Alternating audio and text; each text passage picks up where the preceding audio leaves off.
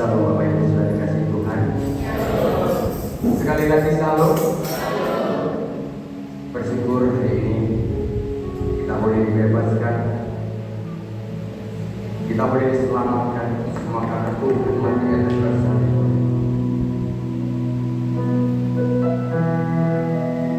Haleluya Yesus, haleluya. Dia Raja mulia. Hanya bagi Yesus puji, hormat dan kuasa. Haleluya.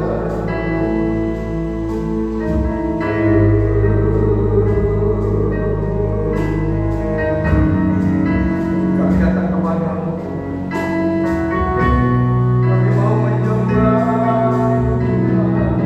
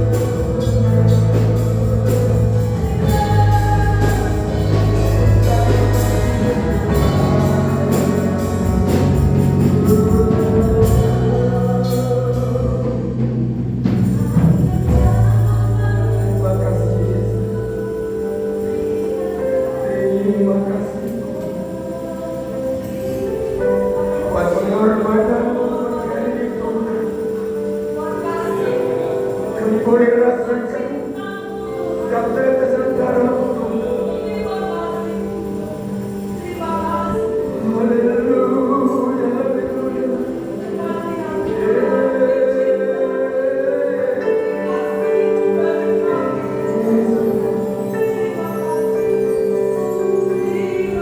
Daramu membebaskan kami. Pilu-pilu menyembuhkan kami Tuhan. Haleluya. Haleluya.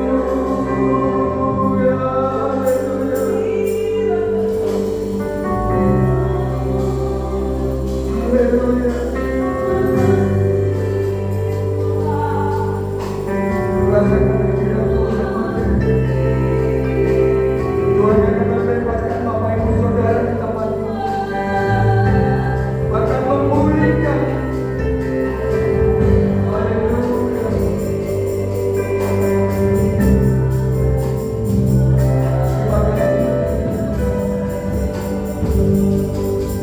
Engkau Allah yang besar. Kami yang mau nyanyi bagimu Tuhan.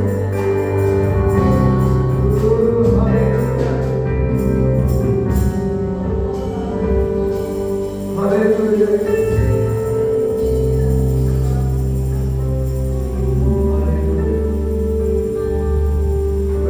Besar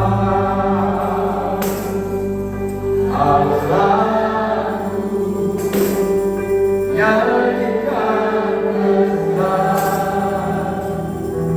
Allah, namanya besar. Yang besar Tuhanku, katakan besar.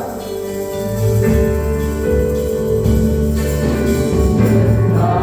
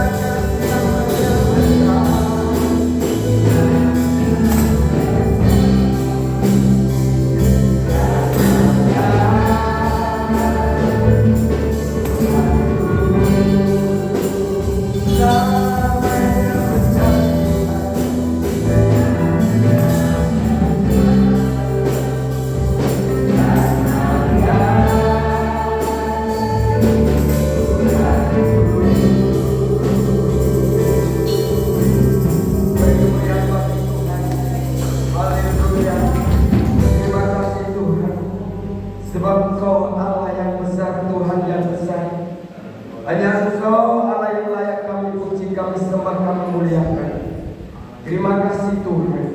Pagi hari ini kami mengucap syukur atas kematian-Mu di atas kayu salib Tuhan.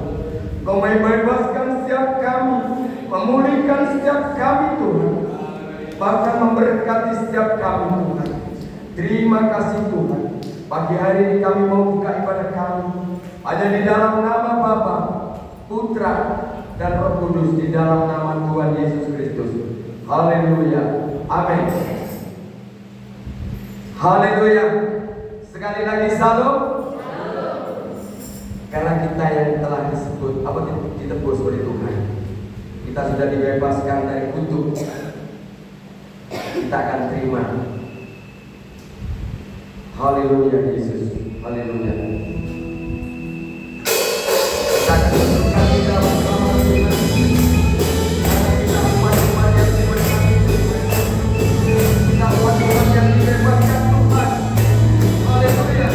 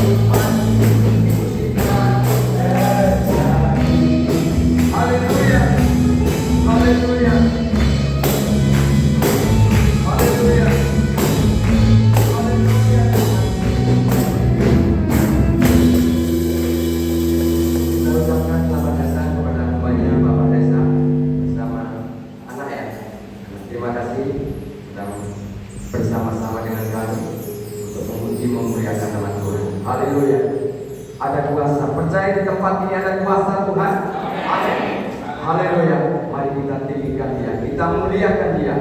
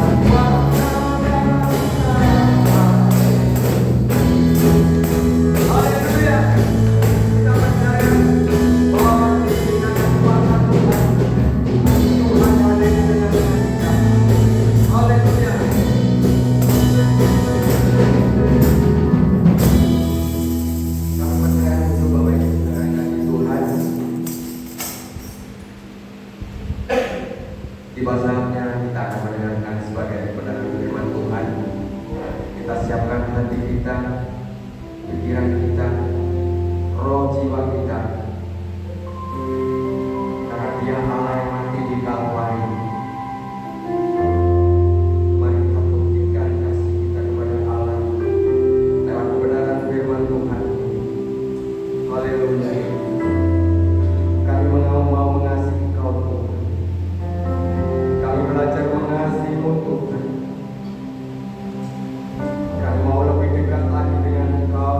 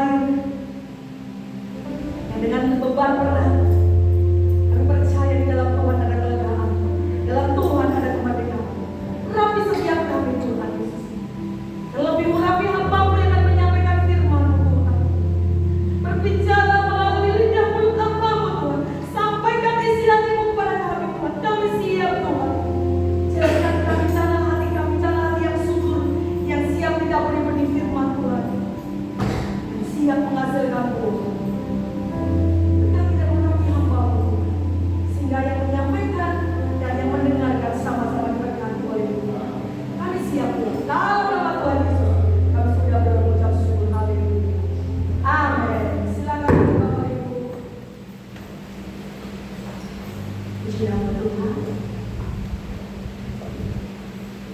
Siang hari ini karena dilayani hambanya, tidak asing lagi ya Bapak Ibu, sudah 3 kali hambanya datang melayani kita dalam ibadah. Kami persilakan namanya Bapak Ibu.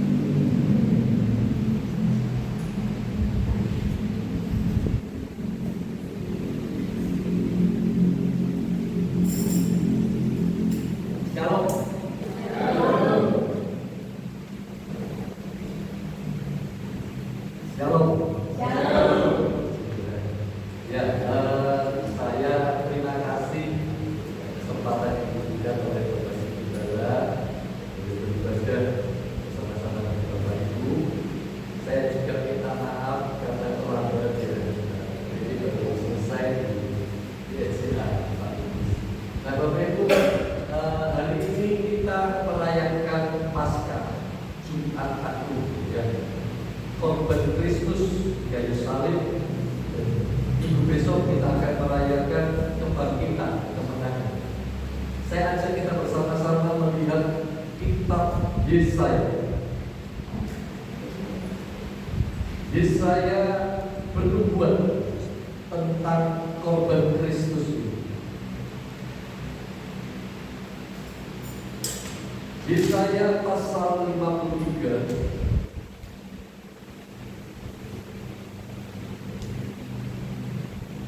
Kita tidak akan baca semua ya, karena waktunya sudah tidak akan cukup. Kita akan mulai ayat yang keempat.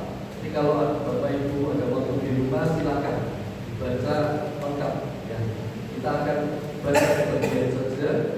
Yesaya 53 ayat yang keempat. Tetapi sesungguhnya penyakit kitalah yang ditanggung dan kesengsaraan kita yang dipikul.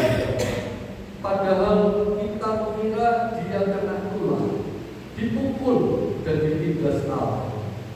Tetapi ia tertikam oleh karena pemberontakan kita. Dia diremukkan oleh karena kejahatan kita. Ganjaran yang mendatangkan keselamatan bagi kita ditimpakan kepadanya. Dan oleh bilur-bilurnya kita menjadi sembuh. Kita sekalian sesat seperti domba, masing-masing kita mengambil jalannya sendiri. Tetapi Tuhan telah menimpakan kepadanya kejahatan kita sekalian. Ayat yang ketujuh, dia dianiaya, tetapi dia membiarkan diri ditindas dan tidak membuka mulutnya seperti anak domba yang dibawa ke pembantaian, seperti induk domba yang keluh di depan orang-orang yang menggunting bulunya. Ia tidak membuka mulutnya. Tuhan sudah berbicara kepada umatnya melalui Nabi Yesaya tentang korban Kristus ini. Nubuat ini sudah jauh diberikan sebelum Tuhan Yesus menggenapinya. Nah, Bapak Ibu yang dikasih Tuhan, ketika Tuhan Yesus hadir, Dia yang menyatakan, yang menggenapkan. Dan saya hari ini akan mengajak Bapak Ibu kita melihat satu cerita kebenaran, peristiwa bagaimana Tuhan Yesus sedang menginjil. Ya, di sini ada yang sudah pernah menginjil? Ada? Belum? Sudah? Ya. Tuhan Yesus juga menginjil. Satu ketika Tuhan Yesus menginjil dan itu tercatat di dalam kitab Yohanes pasal yang 3. Dan saya tahu, saya yakin Bapak Ibu di sini semua hafal dengan salah satu ayatnya.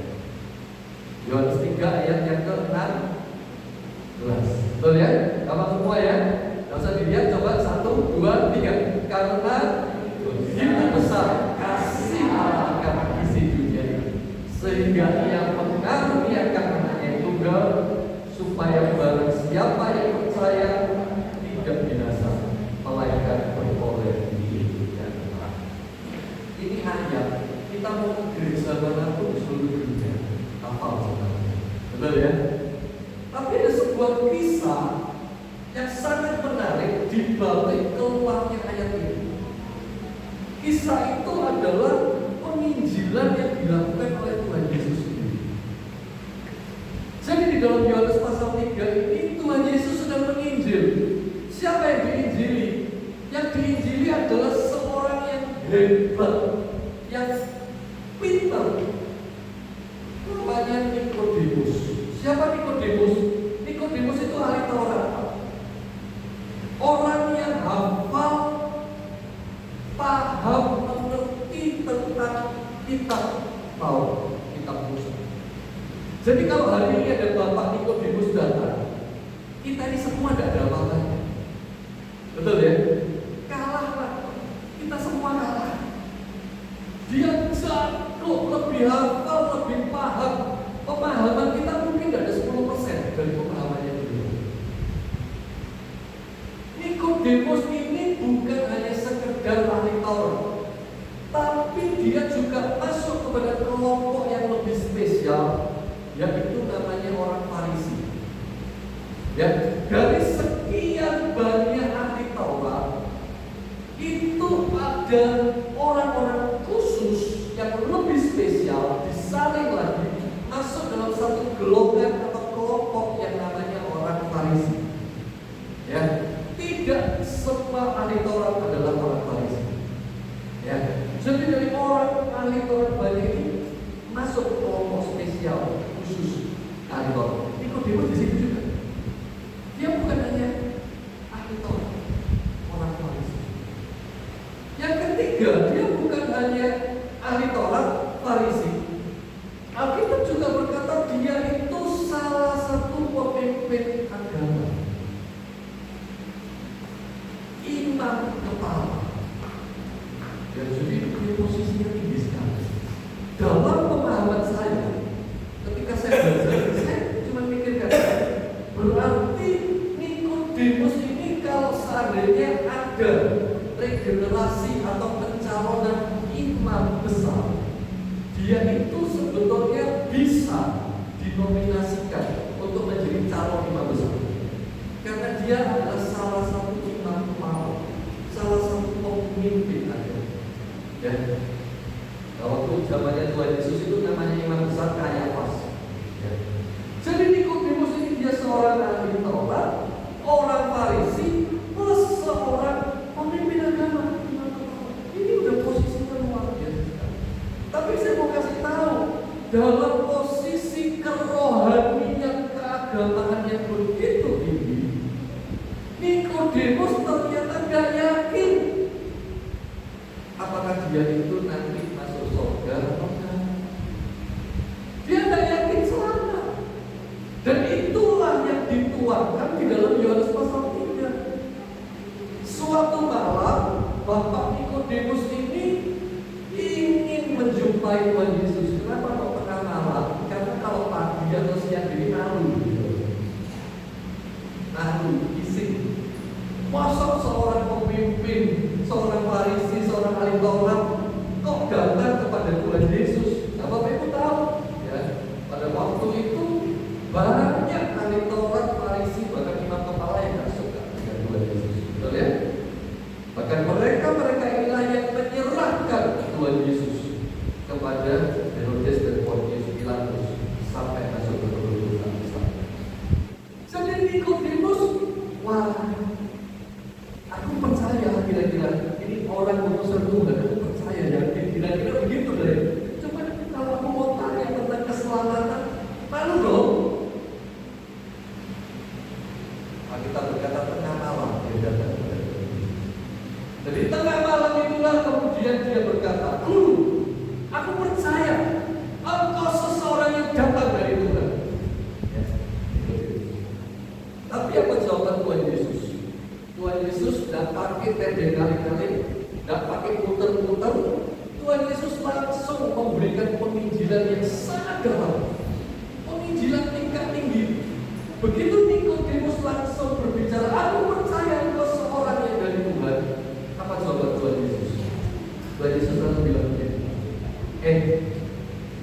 kalau seseorang tidak dilahirkan kembali, dia tidak bisa melihat kerajaan Allah. Betul ya? Nikodemus kaget dong. Waduh, ini baru basa-basi sedikit, baru ngomong aku percaya kalau orang itu, terus tiba-tiba Tuhan langsung kaget.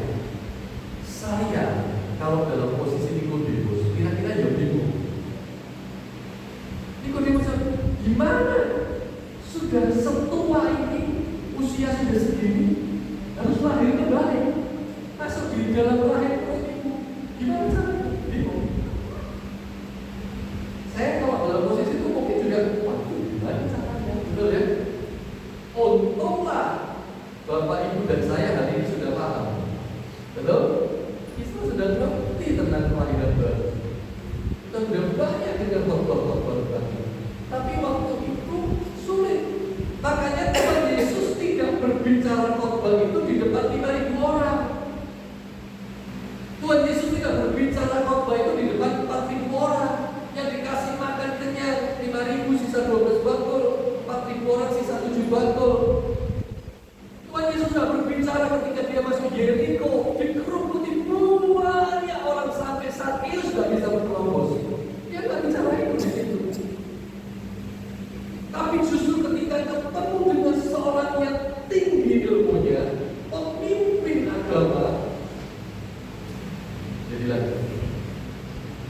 aku tahu gak lahir baru, gak dilahirkan kembali, tapi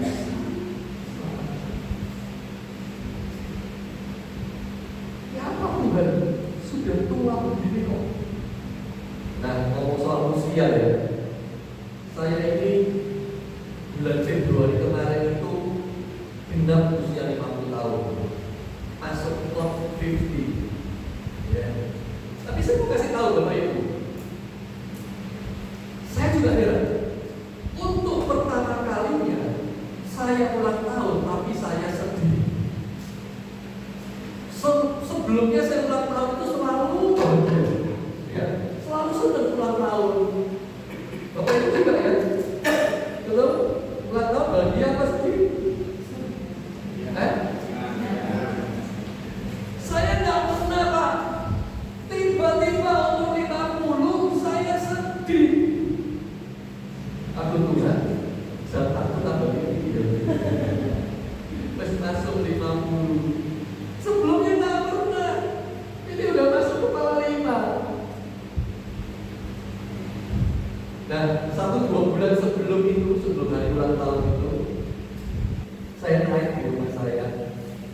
Saya lihat ke bawah rumah.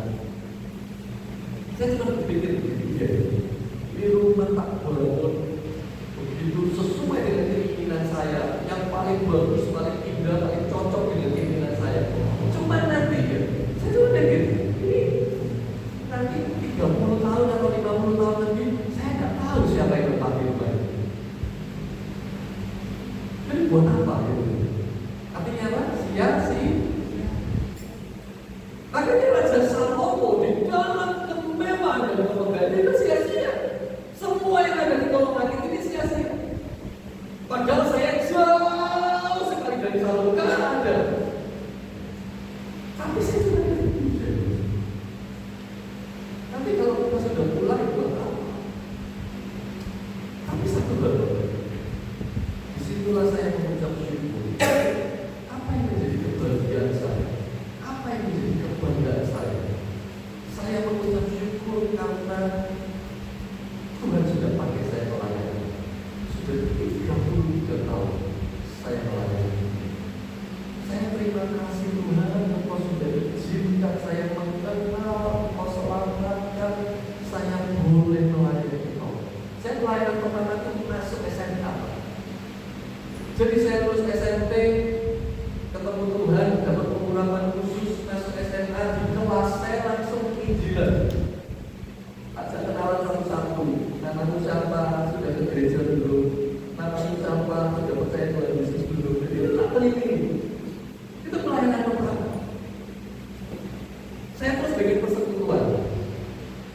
saya pimpin ujian sendiri, terus saya belajar gitar, saya tak gitari sendiri, sakok sendiri. Jadi mulai ngajar, pinjam tempat, saya pinjam sekolah, saya mau wali kelas, bu, saya mau pinjam ruangannya, buat apa? Saya mau persekutuan, bersama siapa itu? Saya teman sendiri. Jadi saya pinjam tempat, saya ngajar, pimpin ujian, main musik, sakok. Jadi saya ingat-ingat lagi, saya bilang Tuhan terima kasih Tuhan. Siapa sih kita yang tidak layak? Tidak layak. Saya cuma terima kasih, saya boleh diselamatkan. Saya boleh kenal Tuhan. Saya boleh melayani. Itu yang kita bawa sampai ke sekarang.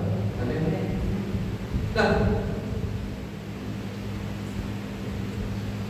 Nikodemus usianya mestinya di atas saya.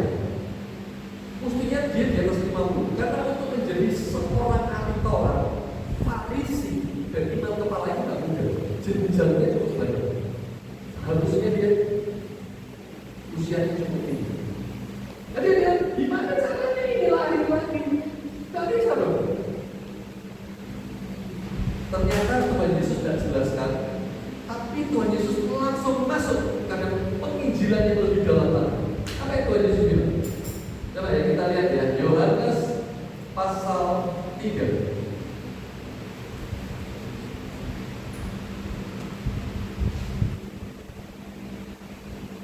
Saya langsung mulai pada ayat yang ketiga. Di rumah Bapak Ibu bisa sempatkan waktu untuk membaca secara lengkap Yohanes pasal 3 ini. Ayat yang ketiga, Yesus menjawab katanya, aku berkata kepadamu, sesungguhnya jika seorang tidak dilahirkan kembali, ia tidak dapat melihat kerajaan Allah.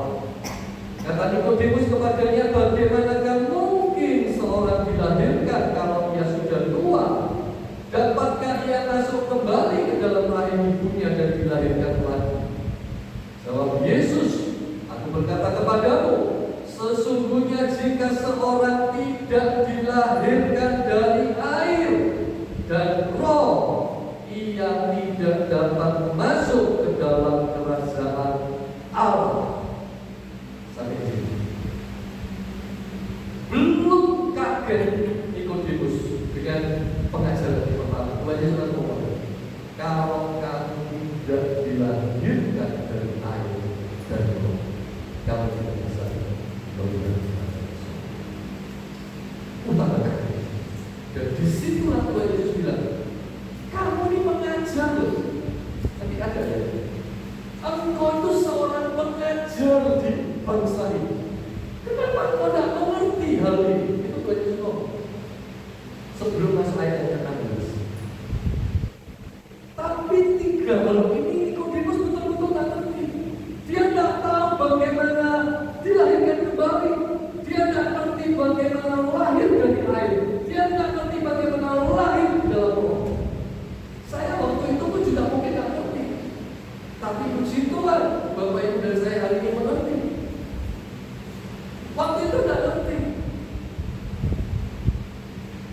Ternyata apa yang disampaikan oleh Tuhan Yesus tentang lahir kembali, lahir dari air, lahir dalam roh, itu adalah penggenapan dari apa yang dinubuatkan oleh Tuhan melalui Nabi Yesaya. Coba kita lihat Yesaya pasal yang ke-36.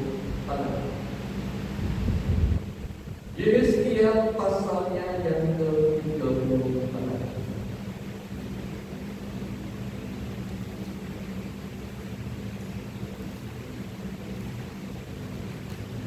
Bapak Ibu nanti ada waktu baca ya, yang ini lengkap di rumah. Saya akan bacakan mulai ayat yang ke-24. Yesaya 36 ayat yang ke-24. Sudah ketemu ya?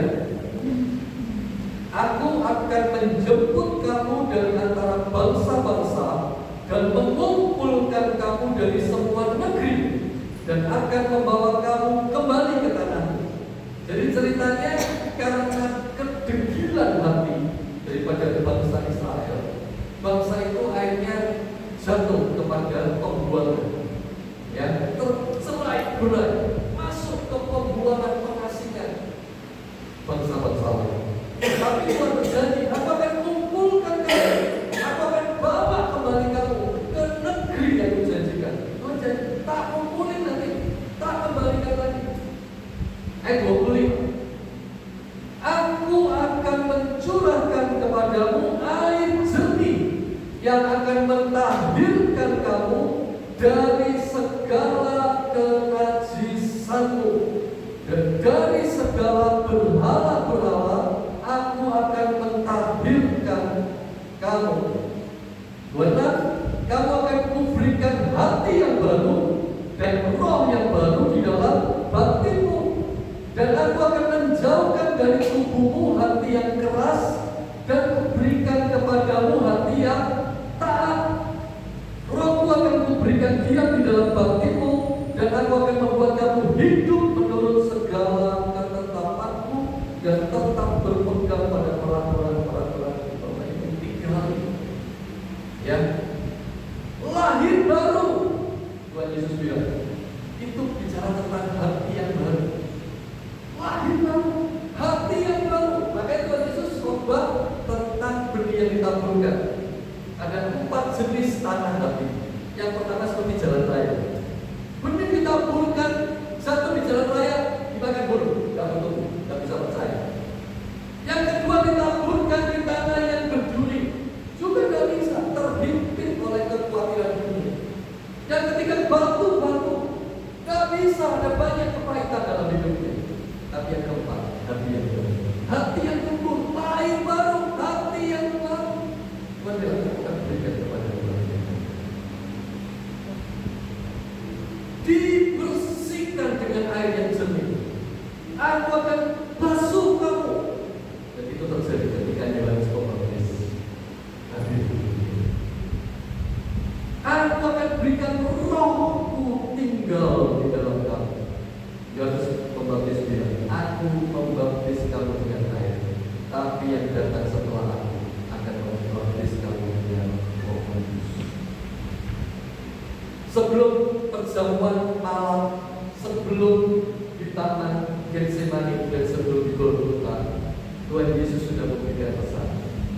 Aku memang kembali adalah lebih baik lagi, karena Roh Kudus, Rohku akan kuberikan kepadamu. Jadi Tuhan Yesus berbicara tentang keselamatan ini kepada Nikodemus. Hati yang baru. Setelah kamu punya hati yang baru, aku bersihkan kamu dengan air yang jernih, baptisan air. Setelah itu Roh akan kuberikan kepadamu, baptisan. Dan Bapak Ibu, kenapa Yesaya, kenapa Yeskiel, 2 nabi besar ini dipakai ketika terjadi Paskah Jumat Agung? Bapak Ibu, kita lihat kejahatan bangsa. Tuhan pengen punya umat kepunyaannya, betul ya? Ceritanya kan Tuhan pengen punya umat kepunyaan yang ini dia cintai, dia sayangi sejak kejatuhan manusia. Ya, sudah dihukum dengan Nuh, air bah, tapi masih kembali keturunan Nuh berbuat dosa lagi. Akhirnya Tuhan ingin mempunyai umat kepunyaannya sendiri. Pilih Abraham, Ishak, Yakub. Tapi bangsa itu, keturunan Yakub, sulit untuk hatinya melekat dan berpegang kepada Tuhan. Seringkali bangsa itu hatinya terpikat kepada dewa-dewa, ilah-ilah bangsa-bangsa lain. Menyakiti hati Allah. Berulang-ulang setelah Musa, Yosua tidak ada, satu bangun melalui hakim-hakim, ada Otniel, Ehud, Samson, Barak, Deborah, Gideon, gagal. Jatuh bangun, raja-raja, nabi-nabi diberikan sejak Nabi Samuel, Nabi Nathan, Hanani, banyak nabi-nabi, tapi terus jatuh bangun. Dan zaman kerajaan itu ada 2 raja yang berbuat salah, menurut saya paling fatal. Paling fatal ada 2. Yang pertama adalah Salomo. Salomo adalah raja ketiga. Yang pertama Saul, 2 Daud, bilang Salomo melakukan kesalahan paling fatal? Dia punya istri 300, dia punya gunting 700. Bukan masalah jumlahnya sebetulnya, tapi Tuhan bilang begini, kamu jangan mengambil istri dari suku-suku bangsa-bangsa lain. Tuhan tidak ada masalah dengan ras, ya. Tuhan cuma bilang, karena kalau kamu mengambil dari suku-suku bangsa lain, nanti kamu terpikat oleh ilah-ilah dan dewa-dewa mereka, dan sujud menyembah kepada ilah-ilah. Ini yang Tuhan kasih. Dan memang betul Bapak Ibu, dari ratusan istri itu, saya heran, kenapa Salomo memiliki banyak istri dari bangsa-bangsa lain? Saya sampai berpikir, apa di Israel itu kurang cantik? Jadi istrinya Salomo itu ada dari Mesir, ada dari Ammon, Edom, Moab, dari bangsa-bangsa. Sehingga kemudian mungkin istrinya itu salah satunya, aku bangunkan dong mesbah waktu menyembah Tuhan. Yang satunya lagi, tolong dong bangunkan patung untuk dewaku. Satunya lagi, tolong dong bikin bukit pengorbanan untuk ilahku. Dan Alkitab mencatat Salomo menyanyi Allah yang membangun banyak bukit pengorbanan, mesbah-mesbah penyembahan dan patung-patung ilah dari bangsa-bangsa. Dia udah diberkati Tuhan, dia udah dicintai Tuhan, membangun baik anak dan kaya luar biasa. Tapi di akhir hidupnya dia menyakiti hari Tuhan, menyakiti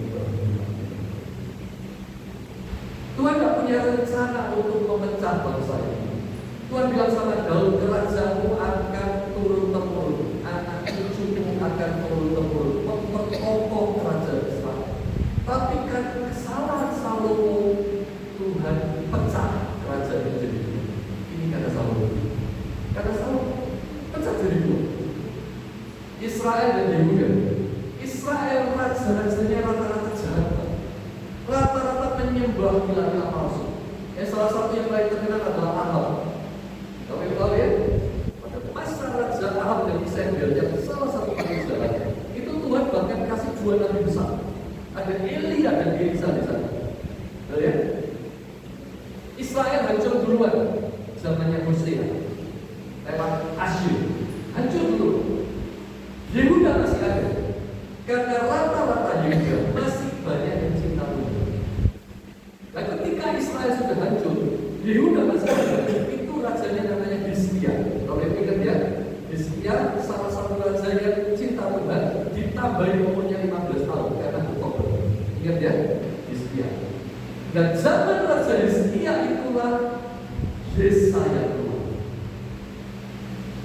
Ya, zaman Raja Hizkia itulah ada Yesaya.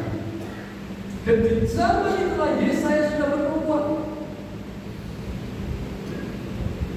Dia dilumpuhkan oleh kejahatan. Dia sudah menubuatkan tentang korban Kristus jutaan. Kemudian setelah Hizkia, setelah Yesaya, Hizkia yang cinta Tuhan, dia punya anak yang kurang baik. Bukan kurang baik, tapi tentu saya paling jahat, yaitu Manasye. Jadi Salomo paling jahat nomor 1, nomor 2 Manasye. Kenapa? Manasye membangun kembali mesbah-mesbah menyembah berhala, bukit pengorbanan dan patung-patung. Dia membangun lagi lebih banyak daripada raja-raja sebelumnya. Jahat sekali di mata Tuhan, menyakiti hati Allah. Hizkia bapaknya baik, tapi Manasye melakukan itu. Dan karena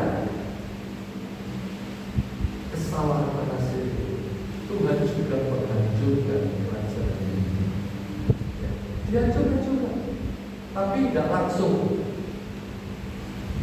Manasye punya anak Yosia, baik tapi tidak bisa menyembuhkan hati Allah. Setelah Yosia meninggal, anaknya Yoyakim Sedekia, bangsa itu diserahkan ke Manasye. Ya, pada masa itu ada dua negara berkuasa, Mesir dan Babel yang berperang. Babel yang menang Dan itulah zaman Daniel, Sadrak, Mesak, Abednego masuk ke pembuangan. Ya. Nah di zaman itulah Yehezkiel. Jadi setelah Yesaya di zaman Hizkia, lanjut anaknya Manasya Yosia ini, kerajaan akan berakhir Hizkia itu sampai di pembuangan Hizkia di sana. Dan disitulah Hizkia berbuat, aku akan berikan hati yang baru kepadamu. Perlu hati yang baru, kenapa? Karena hatinya yang lama penuh dengan berhala, hatinya yang lama penuh dengan menyembah kepada ilah palsu, dewa-dewa yang menjijikkan di dalam Allah. Tuhan, aku akan berikan hati yang baru kepadamu. Ketika masih di dalam pembuangan, Tuhan sudah berbicara kepada dia sendiri. Aku akan bersihkan kamu dengan air yang jernih, baptisan air. Aku akan berikan rohku tinggal di dalam kamu, baptisan Roh Kudus. Bapak Ibu, saya mau kasih tahu apa yang Tuhan mau sampaikan pada ini, bahwa sesungguhnya Jumat Agung korban Kristus itu sudah ada dalam hatinya sejak jauh-jauh ketika umat manusia masih dalam Yesus. Bahkan saya percaya sejak di Taman Eden Tuhan sudah punya rencana untuk keselamatan. Keturunanmu akan menginjak permukaan kepalanya. Tuhan sudah punya rencana keselamatan jauh-jauh. Dan membuat kita itu diteguhkan melalui korban Kristus. Nah, Bapak Ibu, akhirnya sampailah Yohanes 3 kepada ayat yang ke-16. Ketika ayat itu berkata, begitu besar kasih Allah akan isi dunia. Saya mau kasih tahu ya, Allah kita itu hebat. Allah kita itu dahsyat. Siapa yang sering ngalami mujizat? Amin. Engkau diberkati, itu mujizat Tuhan. Dia Jehovah Jireh, Allah yang memberkati. Engkau disembuhkan, betul? Dia jago menyembuhkan. Dia Jehovah Rafa. Dia Allah yang hebat. Dia bikin mujizat. Tapi saya mau kasih tahu, ada kehebatannya lagi satu yang tidak ada duanya. Gak ada yang bisa menandingi kehebatannya yang satu itu. Apa itu? Dia hebat di dalam kasih. Yang mesti kami bilang, karena begitu besar kasih Allah. Saya mau kasih satu kesaksian. Kira-kira 1-2 tahun yang lalu, saya ini diminta istri saya jemput anak yang paling kecil. Anak saya 4, ini yang nomor 2. Anak saya 4 laki semua. Ini yang nomor 2. Ini yang ikut saya setiap minggu. Sudah 1,5 tahun. Muter Jawa Timur itu. Ya. Nah, saya diminta istri saya jemput anak yang paling kecil nomor 4. Sekarang 5 SD. Jadi waktu itu saya kelas 3. Dia yang paling kecil paling kurus. Kakak-kakak udah gede, udah gemuk, badannya berisi. Dia paling kecil kurus dan malas makan. Nah, ketika saya turun dari mobil, saya mau masuk halaman sekolah, lewati pagar sekolah, halamannya luas, dia jauh. Dari kejauhan saya lihat anak saya itu digandoli sama 3 orang temannya. Satu mungkin tangan kanan, satu tangan kiri, satunya dipegang, ditarik-tarik gitu ya. Jadi saya lihat anak saya ini kecil, itu tarik-tarik sama temennya itu, saya dari jauh sudah takut. Aduh, karena itu ada tangga trap turun dari sekolah ke halaman sekolah. Jadi anak saya lagi turun begini ditarik-tarik. Ya, jadi poteng-poteng pas posisi narik begini. Saya sudah tidak enak. Saya mau percepat langkah saya mulai sedikit lari untuk jaga dia. Saya mulai panggil Susi, tapi nggak kedengaran karena jauh. Nah tiba-tiba ketika sudah sampai di lantai yang paling bawah, halaman yang aspal itu, pegangan 2 temannya yang lain sudah lepas, tapi 1 temannya masih pegang. Dan mungkin saking kerasnya, yang lain sudah lepas, ini masih sakit, itu kayak kebanting gitu ya, bisa dibayangkan ya. Yang 2 tiba-tiba lepas, yang satunya dengan kuat masih tarik. Jadi dia seperti kebanting-banting begini, kebanting jatuh, itu wajahnya ngantem aspal tanah dalam sekolah. Jadi saya langsung lari sambil teriak, itu kayak sinetron itu. Saya tuh lari gak bisa, gak tutupin, saya gak bisa tolong. Saya cuma hati saya parah ini, kalau rasanya cepat begitu. Gitu saya angkat Bapak Ibu, saya lihat wajahnya sudah berdarah. Mulai dari hidung, dari pipinya, dari lutangnya udah kelihatan kayak putih dari hidung. Saya marah, saya teriak, saya marah. Oh, salah temannya. Guru-gurunya pada keluar ketakutan. Dan Bapak Ibu bilang, kok Bapak Ibu sama palu? Bisa, Bu. Bisa. Coba, saya tanya, saya ini salah enggak kamu? Salah enggak? Marah tadi itu salah enggak? Coba kalau Bapak Ibu dalam posisi saya, melihat dengan mata kepala anaknya yang masih kecil di bawah gitu. Kira-kira Bapak Ibu ngaku kayak saya? Atau memaafkan? Apa nangis diampuni ae, ojo nangis gitu ya, apa gitu? Ya. Wajar ya marahnya. Itu guru keluar ketakutan. Saya telepon istri saya, kamu udah kesini, ini Jose jatuh berdarah. Terus daripada saya bikin masalah di sini, saya pulang aja. Saya mau kasih tahu, saya manusia biasa, nggak berdaya, nggak bisa tolong anak saya. Saya cuma bisa marah, tahan apa. Saya mau kasih tahu, Bapak di surga, Dia harus menyaksikan anak tunggal yang Dia kasih di Golgota dihancurkan, diludahi, dicaci maki, dicemooh, dicambuk, dihancurkan, badan wajahnya dihancurkan, ditombak. Dia harus menyaksikan anaknya yang dikasih ditelanjani. Jadi saya itu semua bukan karena kesalahan. Dia dihancurkan bukan karena kesalahan, tapi dia tidak bersalah. Dia membiarkan dirinya. Dan Bapak di surga juga melihat itu. Saya cuma bayangkan ya. Itu kalau saya yang jadi Bapak di surga, saya tidak perlu panggil malaikat Mikael. Tak perlu Mikael, cukup malaikat yang paling rendah satu aja. Yang itu habis semua orang. Itu ya. Dia punya kuasa yang besar. Mungkin dia cuma berfirman aja, gitu aja, habis itu orang. Tapi dia menang, sengaja membiarkan dirinya seperti domba yang dibawa ke pembantaian. Saya cuma bilang,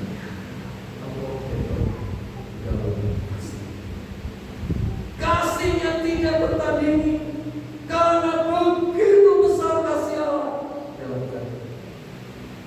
Umat yang sudah mencemooh, berkhianat, berhala, jahat hatinya. Harusnya kamu biasa, harusnya kamu mati. Tapi sudah, kamu percaya kepada Yesus Kristus Mesias, Anak Allah, firman kamu Allah menjadi manusia. Inilah kasih manusia. Inilah apa yang ada di dalam kasih. Dan inilah hati yang terbaik dari kita sedang memberikan kasih manusia.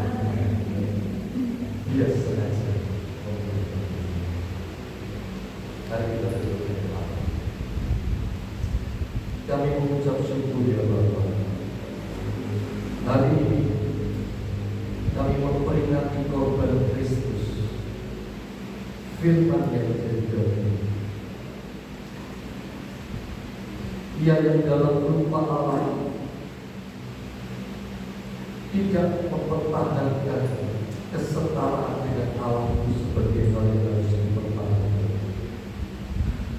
melainkan telah mengosongkan dirinya, mengambil rupa hamba, menjadi manusia. Bahkan dalam keadaannya sebagai manusia dia telah taat sampai mati, bahkan matinya di atas kayu salib. Kami mengucap syukur kami yang tidak layak, kami yang jahat dan berdosa. Engkau telah panggil dan pilih kami menjadi diri kepunyaanmu, sehingga barang siapa yang percaya mendapatkan hati yang baru. Barang siapa yang menyerahkan dirinya dibaptis, dibasuh dengan air yang sejuk oleh darah Kristus yang menghapuskan dosa di sini. Dan barang siapa yang memberikan dirinya untuk mencintai Tuhan, engkau mengaruniakan Roh Kudus juga, memimpin juga dalam segala hal. Terima kasih Bapa untuk anugerah keselamatan. Terima kasih dalam nama Tuhan Yesus Kristus kami mengucap syukur. Amin. Bapak Ibu, Yesaya bernubuat tentang bagian Allah. Yesaya bernubuat tentang bagian kita. Coba katakan saya. Yesaya bernubuat tentang bagian Allah. Apa itu bagian Allah? Ketika dia merelakan, bukan karena kejahatan dan dosa, tapi karena kejahatan dia memberikan diri. Yesaya bernubuat tentang bagian Allah untuk menebus dosa. Yesaya bernubuat tentang bagian kita. Setelah engkau tahu dia buat itu semua, setelah engkau tahu dia mau tinggalkan keilahian dan tahta surga jadi manusia dia untuk disalib, untuk ditelanjangi. Setelah engkau tahu apa yang kau lakukan, itu yang disebut dia. Yang pertama kau harus lakukan, berikan diri untuk percaya dan beriman. Yang kedua, setelah kau memberi diri untuk percaya dan beriman, berikan dirimu untuk dibaptis, dibersihkan dari segala dosa, dari manusia yang lama, tinggalkan segala yang lama. Itu bagian kita. Yang ketiga, persembahkan diri kepada Allah, pada Roh Kudus. Itu janji Tuhan. Kita nggak perlu cari-cari, nggak perlu cari-cari dengan susah. Itu janji Tuhan. Aku akan berikan Roh Kudus. Janji. Kamu akan dapat kuasa ketika kita berdoa, ketika kita memberikan Roh Kudus.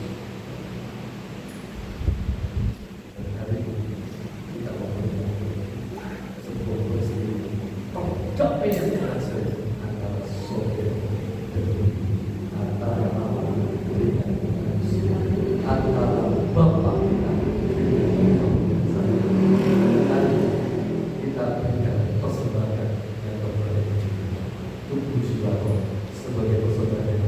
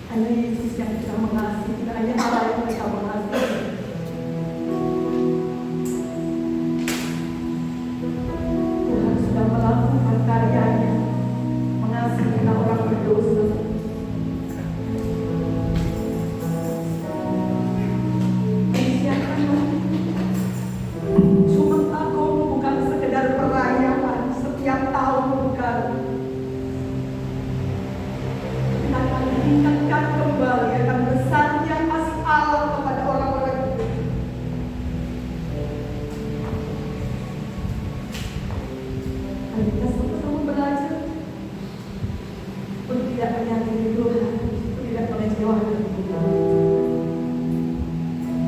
Siapkan ambil bagian dalam perjamuan kudus pagi hari ini.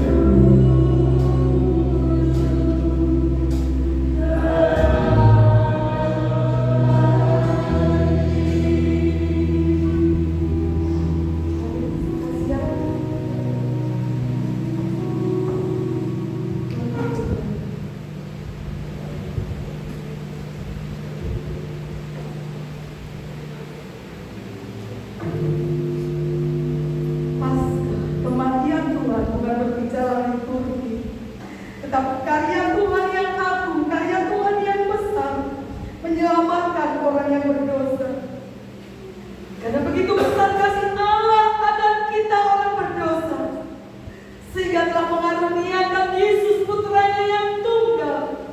Dan setiap kita yang berdosa percaya kepadanya, kita akan beroleh hidup yang kekal. Apapun pergumulanmu hari ini, apapun masalahmu hari ini, percayalah Tuhanmu lebih besar dari masalah. Tuhanmu sudah lakukan jauh lebih besar. Tuhanmu mengasihimu. Haleluya Tuhan, haleluya. Tidak ada ikatan yang membelenggu kita. Haleluya, karena Tuhan sudah lepaskan kita. Tuhan sudah bebaskan kita. Engkau yang percaya, dengarkanlah firman Tuhan bagi hari ini. Sebab apa yang telah kuteruskan kepadamu telah kuterima dari Tuhan, yaitu bahwa Tuhan Yesus pada malam waktu yang diserahkan, Ia mengambil roti dan sesudah itu Ia mengucap syukur atasnya. Ia memecah-pecahkannya dan berkata, inilah tubuhku yang diserahkan bagi kamu. Bukankah roti yang kita pecah-pecahkan adalah persekutuan dengan tubuh Kristus? Mari kita makan bersama-sama dalam nama Tuhan Yesus.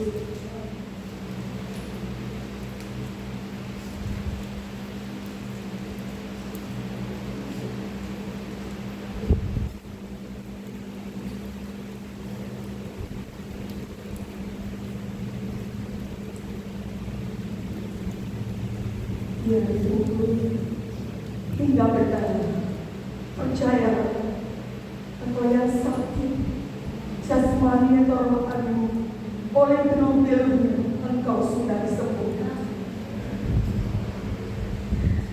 Demikian juga yang mengambil cawan sesudah makan lalu berkata, cawan ini adalah perjanjian baru yang dimeteraikan oleh darahku. Perbuatlah ini setiap kali kamu meminumnya, menjadi peringatan akan aku. Sebab setiap kali kamu makan roti ini dan minum cawan ini, kamu memberitakan kematian Tuhan sampai Dia datang. Bukankah cawan pengucapan syukur yang atasnya kita ucapkan syukur adalah persekutuan dengan darah Kristus? Mari kita minum bersama-sama di dalam nama Tuhan Yesus.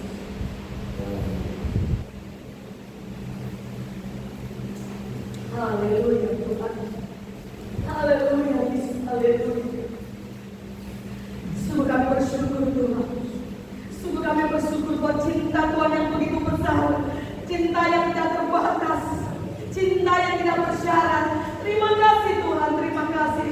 Kami percaya kami yang terbelenggu sudah dibebaskan. Kami yang sakit sudah disembuhkan. Kami percaya kami sudah diberikan kemerdekaan oleh Tuhan. Kami percaya Tuhan. Terima kasih Tuhan. Terima kasih. Kematian-Mu di atas kayu salib membuktikan bahwa Aku mengasihi kamu orang berdosa. Sebesar inilah Aku mengasihimu. Sebesar inilah Aku mencintaimu. Terima kasih Tuhan. Segala puji, segala hormat, kemuliaan hanyalah bagi nama-Mu Tuhan Yesus. Haleluya. Haleluya. Engkau yang sudah terima tubuh dan darah Kristus dan engkau yang sudah menikmatinya bersama-sama mengucap syukur dan katakan amin. Tuhan Yesus memberkati. Silakan berbawa Ibu. Berikan kepada pemimpin puji.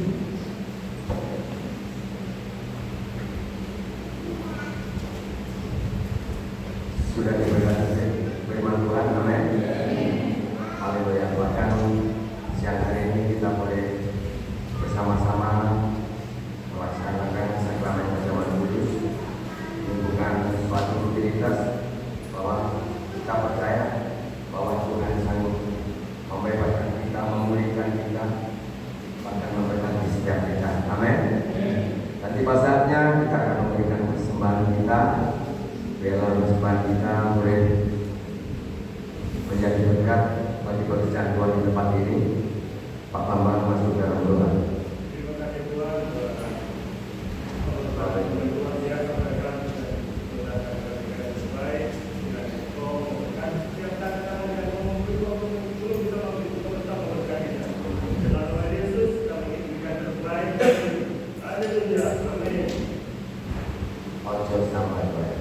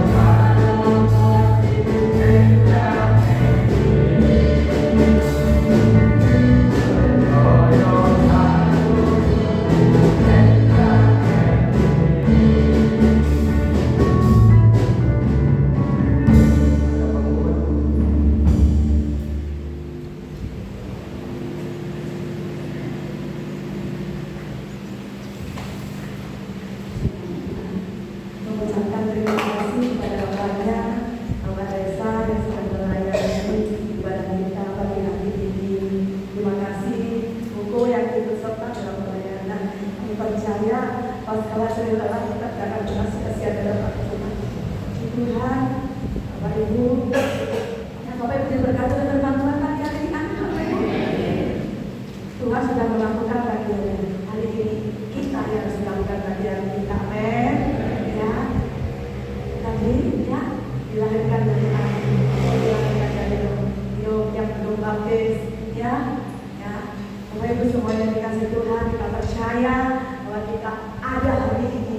Ini semua karena cinta Tuhan, karena kasihnya Tuhan, bukan kuat dan hebat kita, tapi semua karena karya Tuhan yang terus. Terima kasih. Ya, bersyukur kalau hambanya sudah berkali-kali tempat ini. Saya nanti juga masih ada berkali-kali kesempatan di tempat ini. Amin. Bapak Ibu senang hari ini? Ada yang sudah kenal atau yang belum kenal? Ada mungkin beberapa yang baru ya, belum kenal ya dengan namanya Bapak kayak saya. Hambanya kalau hari ini sudah 3 kali kesini Bapak Ibu ya, dari Surabaya ya. Yang baru kenal, yang baru tahu Tuhan. Terima kasih Pak sekali lagi, terima kasih. Tuhan Yesus memberkati. Kita